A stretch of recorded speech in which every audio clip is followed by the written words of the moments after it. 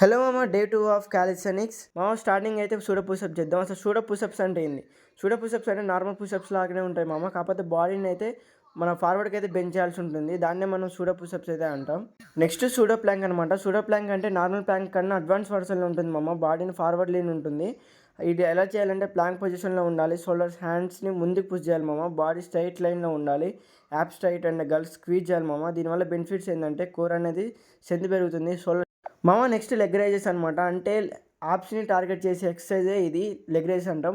ఇది ఎలా చేయాలంటే గ్రౌండ్ పైన లై డౌన్ అవ్వాలి మామ. హ్యాండ్ హిప్స్ కింద పెట్టాలి. లెగ్ స్లోగా రైజ్ చేయాలి. దీనివల్ల బెనిఫిట్స్ అంటే lower apps, hip flexor strength and core control అయితే ఉంటుంది మామ. నెక్స్ట్ సూపర్ మ్యాన్ హోల్ మామ. అంటే బ్యాక్ మజిల్స్ స్ట్రెంత్ చేసే వర్కౌట్ అనమాట. ఇది ఎలా చేయాలంటే స్టమక్ పైన లై డౌన్ అవ్వాలి. హ్యాండ్స్ అండ్ లెగ్స్ సేమ్ టైంలో లిఫ్ట్ చేయాలి మామ. ఈ చెస్ట్ అండ్ టైట్స్ని గ్రౌండ్ నుంచి లిఫ్ట్ అవ్వాలి. 10 to 30 seconds హోల్డ్ చేయాలి మామ. దీనివల్ల బెనిఫిట్స్ ఏంటంటే